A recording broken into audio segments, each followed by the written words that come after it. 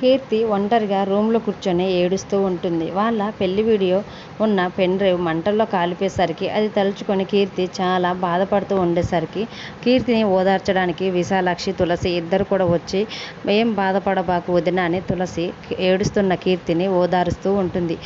మీ అన్నయ్య ఆ pen drive కోసం ఎంతో ట్రై చేశాడంట, కానీ దొరకలేదు కీర్తి అని తులసి చెప్తూ ఉంటే ఆ మాటకి కీర్తి చాలా బాధపడుతూ ఉంటుంది. అప్పుడే రూమ్లోకి సిద్ధు వచ్చి బాధపడుతున్న తులసికి పెన్ డ్రైవ్ ఇస్తాడు. అలా సిద్ధు కీర్తికి పెన్ డ్రైవ్ ఇచ్చేసరికి కీర్తి వెంటనే తులసి వైపు చూసి, ఏంటి వదిన, అన్నయ్య ఎంత ట్రై చేసినా దొరకలేదని చెప్పావుగా, మరి ఇప్పుడు అన్నయ్యే పెన్ డ్రైవ్ తీసుకొని వచ్చాడేంటి అని తులసితో అడుగుతూ ఉండేసరికి అప్పుడు సిద్ధు కలగజేసుకొని, ఇందాక నేను తులసి మాట్లాడుకునేటప్పుడు తులసి వెనకాలే కనిష్క కూడా ఉంది.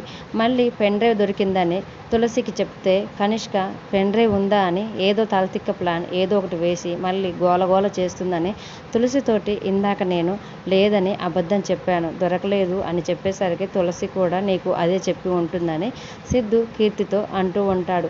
పెన్ డ్రైవ్ దొరికేసరికి తులసి, కీర్తి, విశాలాక్షి అందరూ కూడా చాలా సంతోషపడుతూ ఉంటే అప్పుడు సిద్ధు మాత్రం ఒకసారి పెన్ డ్రైవ్ని ల్యాప్టాప్కి కనెక్ట్ చేయని అంటూ ఉంటాడు.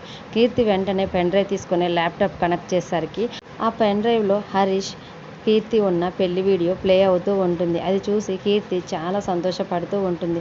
అప్పుడే కీర్తి రూమ్ బయట నుంచి బామ్మగారు వెళ్తూ ఉంటారు. ఆ వీడియో ప్లే అవుతుంటే ఏదో వీడియో ప్లే అవుతుందేంటి, అయినా అందరూ ఈ కీర్తి రూమ్లో ఏం చేస్తున్నారు అని వెంటనే కీర్తి రూమ్లోకి వస్తుంది.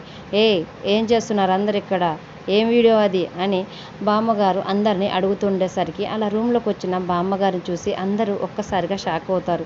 అప్పుడు తులసి మాత్రం లోపలికి రండి బామ్మగారు అని ఆమెని లోపలికి రమ్మంటుంది. ఈ లోపల తులసి కీర్తికి ఆ వీడియో మార్చి వేరే వీడియో పెట్టు అన్నట్లు సేగ చేసేసరికి బామ్మగారు వచ్చి ఆ వీడియో చూసే లోపల కీర్తి వేరే వీడియో ప్లే చేస్తుంది. అప్పుడు బామ్మగారు, ఇందాక నేను చూసింది ఈ వీడియో కాదే, ఏదో పెళ్లి వీడియో లెక్క నాకు అనిపించిందే అని బామ్మగారు కీర్తితోటి అంటూ ఉంటారు. అప్పుడు వెంటనే సిద్ధు మాత్రం, నీకు ఈ మధ్య కళ్ళ మస్కలు వచ్చాయి నాయనమ్మ, నువ్వు ఇందాక చూసింది కూడా ఈ వీడియోనే, నువ్వు రూమ్లోకి పో అని సిద్ధు కోపంగా వాళ్ళ నాయనమ్మని అంటూ ఉంటే విశాలాక్షి, అత్తయ్య పదండి మిమ్మల్ని మీ గదికి తీసుకువెళ్తానని చెప్పి విశాలాక్షి అక్కడి నుంచి వెళ్తుంది.